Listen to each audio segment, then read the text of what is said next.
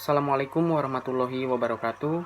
Nama saya Muhammad Mulki Nabil Islami dari Fakultas Hukum NPM 19330051604. Mata kuliah Hukum Internasional, dosen pengampu Bapak Ogian Davis Juanda, SH LLM CLA. Materi yang saya ambil yaitu definisi hukum internasional, sumber hukum internasional, dan mekanisme penyelesaian sengketa internasional berdasarkan pasal 33 Piagam PBB. Materi yang pertama yaitu definisi hukum internasional. Hukum internasional adalah bagian hukum yang mengatur aktivitas entitas berskala internasional. Pada awalnya, hukum internasional hanya diartikan sebagai perilaku dan hubungan antar negara, namun dalam perkembangan pola hubungan internasional semakin kompleks pengertiannya.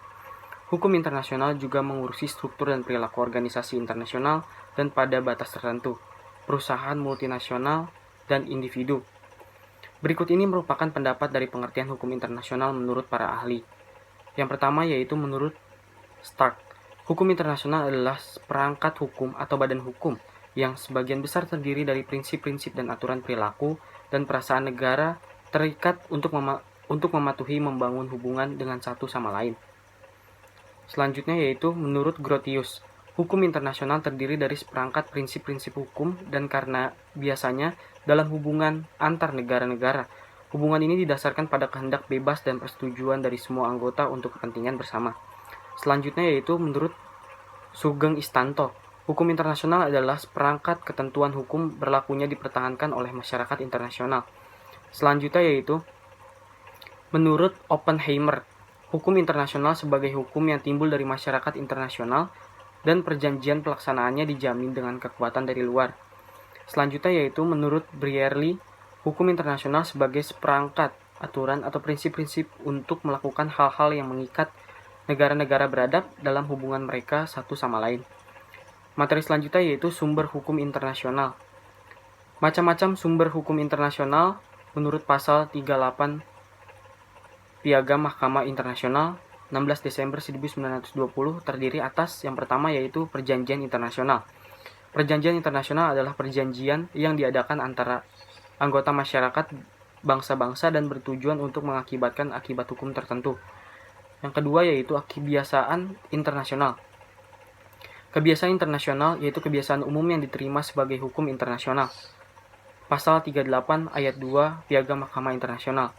Yang ketiga yaitu asas-asas prinsip-prinsip hukum umum. Pasal 38 ayat 3 Piagam Mahkamah Internasional.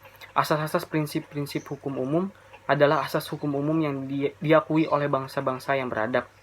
Prinsip-prinsip hukum umum adalah asas-asas hukum yang mendasari sistem hukum modern. Contoh, Pacta sunt servanda atau taat isi perjanjian.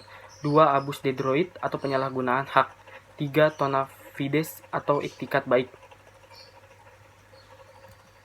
Selanjutnya yaitu jurisprudensi atau keputusan Mahkamah Internasional.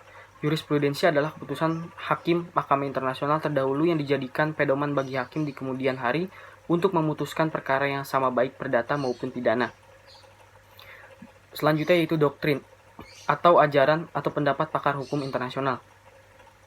Doktrin adalah ajaran, pendapat atau pendidikan hukum yang dikemukakan oleh pakar hukum internasional yang dijadikan pedoman bagi hakim untuk memutuskan perkara yang sama baik pidana maupun perdata. Materi selanjutnya yaitu mekanisme penyelesaian sengketa internasional. Berdasarkan pasal 33 Piagam Persatuan Bangsa-Bangsa.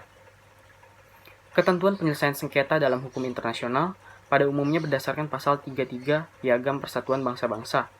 Pihak yang terlibat dalam pertikaian atau sengketa pertama-tama harus mencari penyelesaian dengan jalan perundingan, penyelidikan, mediasi, konsiliasi, arbitrase, penyelesaian menurut hukum atau badan yudisial, menggunakan pengaturan-pengaturan atau badan-badan regional, atau dengan cara damai lainnya yang dipilih mereka sendiri. Sehingga pada dasarnya, berdasarkan hukum internasional atau lebih spesifiknya dalam Piagam PBB, setiap negara-negara yang terlibat dalam sengketa diberi kebebasan untuk memilih mekanisme penyelesaian sengketa secara damai, sebagaimana yang disebutkan dalam pasal 33 Piagam PBB. Meski demikian, pasal 36 ayat 3 Piagam PBB menyatakan bahwa sengketa atau pertikaian hukum pada umumnya harus diajukan oleh para pihak ke Mahkamah Internasional yang merupakan organ yudisial utama dalam PBB. Sekian dari saya. Wassalamualaikum warahmatullahi wabarakatuh.